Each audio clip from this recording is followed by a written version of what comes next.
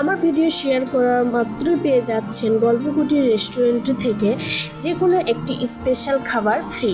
নাজু ভাই আপনাদেরকে অফার করে দিয়েছে এটা। এই তো আমরা সবাই মিলে ঘুরতে যাচ্ছি, কোথায় যাব ভেবে পাচ্ছিলাম না। তখন সব ভাই বোন মিলে ডিসিশন নিলাম আমাদের গ্রামই তৈরি হয়েছে গল্পকুটির রেস্টুরেন্টে। গ্রামীণ দৃশ্যর মাঝে গল্পকুটির রেস্টুরেন্টে আমরা সবাই চলে যাচ্ছি। দেখুন কত সুন্দর ভিউ চারপাশে। অনেকদিন পর এই রাস্তা দিয়ে আমি যাচ্ছি, মনে হচ্ছে অচিন কোন দেশে যাচ্ছি। কেন জানি না, আমি গ্রামে আসলে প্রকৃতির মাঝে হারিয়ে যাই। হয়তো ছোটবেলা থেকে বড় হয়েছি বলে এই টানটা আমার গ্রামের প্রতি এখনো রয়ে গেছে। যেতে যেতে মনে হলো আমরা কোথাও একটু দাঁড়িয়ে একটু ছবি তুলি। এই জন্য আমরা ভাই বোন মিলে সবাই ভাবলাম কোথায় দাঁড়ানো যায়। ভালো একটা জায়গা দেখে আমরা দাঁড়িয়ে পড়লাম। এই তো আমরা সবাই এখন ফটো সেশন করছি। আমাদের ছবি তুলে দিচ্ছে হাসান আর সানি।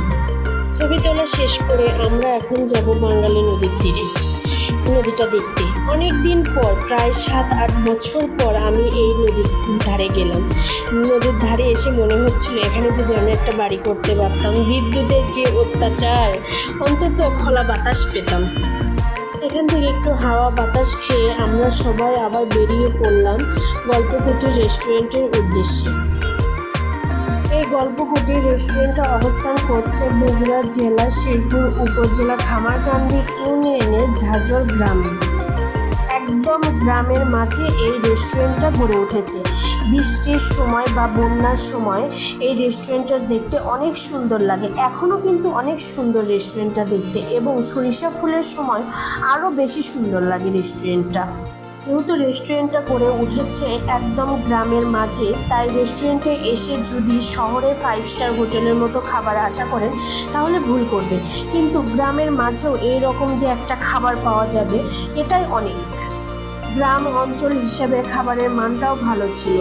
আমরা এখানে এসে বেশি কিছু অর্ডার করিনি। অর্ডার করেছিলাম বাচ্চাদের জন্য চিকেন ফ্রাই, এবং আমরা চা খেয়েছিলাম শুধু। তারপর একটু কোল্ড কফি খেয়েছিলাম। যেহেতু এই রেস্টুরেন্টটা তৈরি করেছে আমাদেরই গ্রামের বড় ভাইয়েরা, তাদের উদ্যোগকে আমি বাহবা জানাই যে এত সুন্দর একটা গ্রামের মাঝে রেস্টুরেন্ট গড়ে তুলেছে তারা। এই তো সন্ধ্যা নেমে এসেছে, এখন আমরা বাড়ির উদ্দেশ্যে রওনা দিব।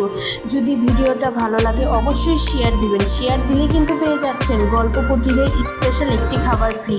যে শুধু বলবেন আইরিন আপুর ভিডিও শেয়ার করেছি, তাহলে নাজু ভাই আপনাদেরকে যে কোনো একটা স্পেশাল খাবার ফ্রি দিয়ে দেবে। ধন্যবাদ সবাইকে।